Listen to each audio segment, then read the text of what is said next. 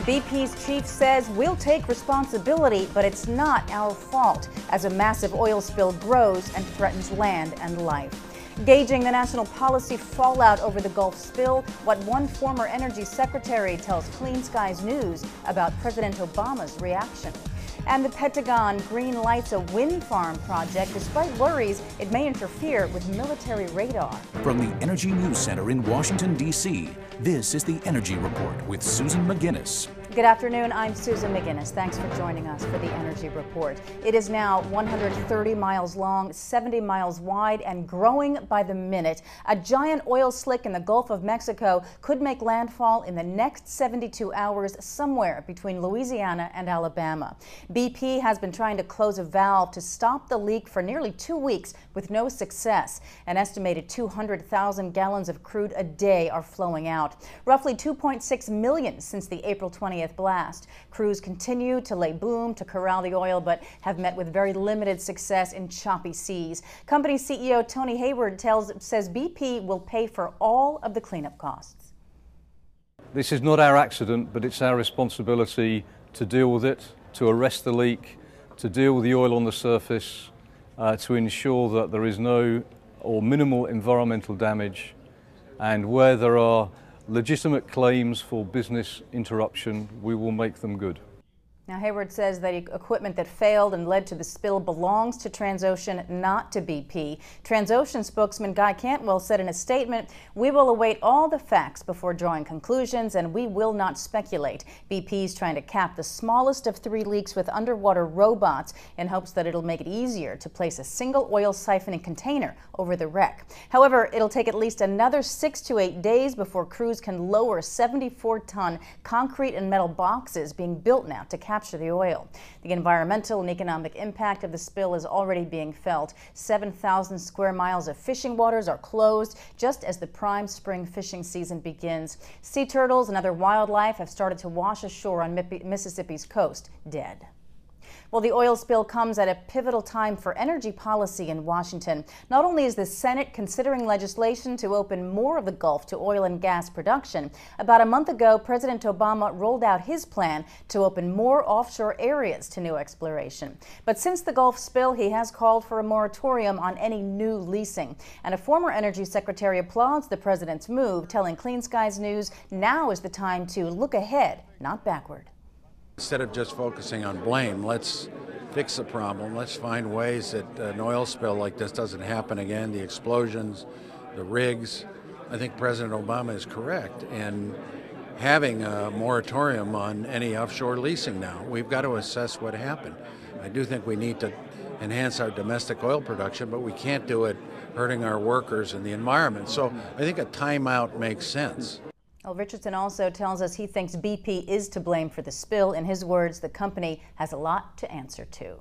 Well, the next major UN climate conference is still 7 months away, but already a senior official is warning a binding deal is unlikely. Outgoing UN climate chief Yvo de Boer says the December conference in Cancun will yield only what he calls a first answer on curbing greenhouse gases. He told reporters today at an international climate meeting in Germany he doesn't believe that answer will be good enough. There were high hopes for last December's Copenhagen conference, but it produced only an informal agreement to limit world temperature increases.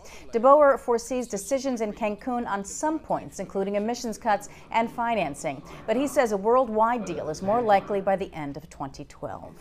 The FBI is now investigating last month's deadly coal mine explosion at Massey Energy's Upper Big Branch mine in West Virginia. The blast killed 29 men, making this the deadliest U.S. mining accident in 40 years. In addition to possible criminal negligence, there are reports that investigators are looking into possible bribery of federal officials. NPR and Bloomberg say agents are interviewing Massey employees and workers at the Federal Mine Safety and Health Administration. Massey released a statement saying it is aware of an investigation, but not of its nature or allegations. MSHA says it never comments on pending investigations. The agency has assessed millions in fines for alleged safety violations at Big Branch, but the company is appealing most of those.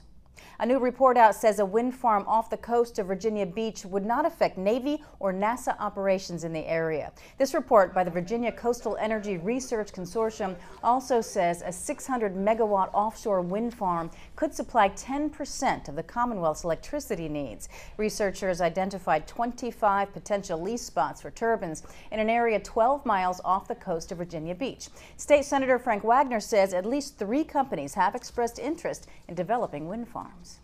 Construction of an Oregon wind farm will go ahead as planned after the Pentagon dropped its opposition to the project. The Air Force had asked the Pentagon to stop the Shepherd's Flat project because of fears that these 338 turbines would scramble radar signals at a nearby military installation.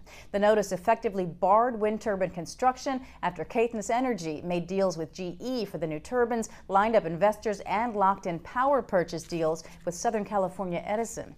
State and city leaders and businesses argued dropping the project would be harmful to the local economy. The project is forecast to supply 700 construction jobs, $130 million in local taxes over the next 2 decades. Defense Secretary Robert Gates agreed, saying Homeland Security concerns should not thwart homegrown renewable energy.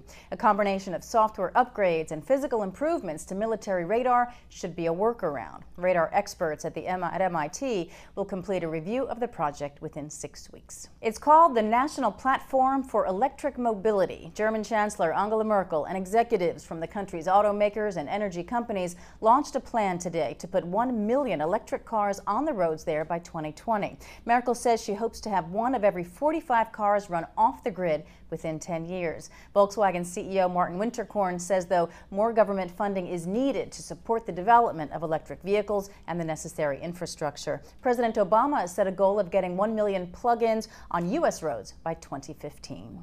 Let's take a look now at some energy goings-on around the Beltway tomorrow. 8 a.m. The 2010 Good Jobs, Green Jobs National Conference kicks off at the Hilton, Washington. Clean Skies News will be there.